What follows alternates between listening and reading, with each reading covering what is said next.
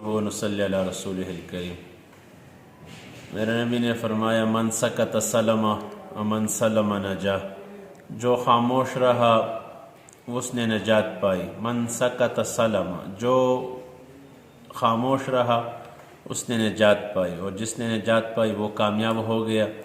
تو لہٰذا خاص کر ان باتوں پر خاموش رہنا جو آپ کے سچ بھی فتنہ انگیزی کا سبب بنے، تو اس سچ سے بھی بہتر ہے کہ آپ حکمت والا جھوٹ بولے۔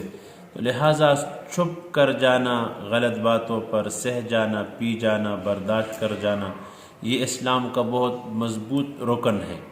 آج جتنے بھی بربادیاں ہے، خرابیاں ہے، بگاڑ ہے، بازاروں میں، مساجدوں میں، گھروں میں، حجروں میں اور اسکول اور کالجوں میں لڑائیاں ہیں، تو زبان کی غلط استعمال کی وجہ سے، زبان کی تیزی کی وجہ سے، جذبات پر قابو نہ پانے کی وجہ سے۔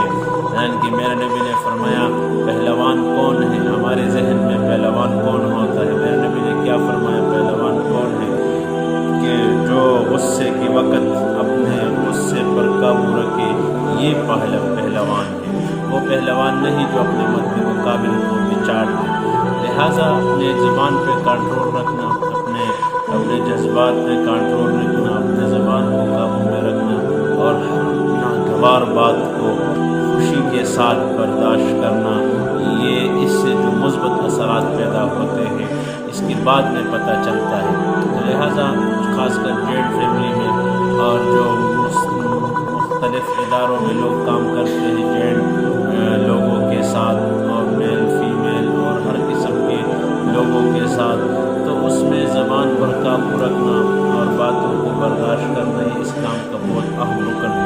تو اللہ سبحانہ و تعالی ہمیں خاموشی کی توفیق عطا فرمائے، برداشت کرنے کی توفیق عطا فرمائے، صبر کرنے کی توفیق عطا فرمائے۔ صبر کے بارے میں اللہ فرماتے ہیں، صبر کرنے والوں کے بارے میں وبشر الصابرین، صبر کرنے والوں کے لیے میری طرف سے شاباش۔ تو اور دوسری بات یہ ہے کہ صرف صبر کرنے والوں کے لیے یہ فضیلت ہے، انما یوفی الصابرون اجرهم بغیر حساب، صبر کرنے والوں کو اللہ بے حساب دے گا۔ تو جو لوگوں کی باتوں پہ صبر کرے، حرکتوں پہ صبر کرے، اللہ ان کو اپنے شان کے مطابق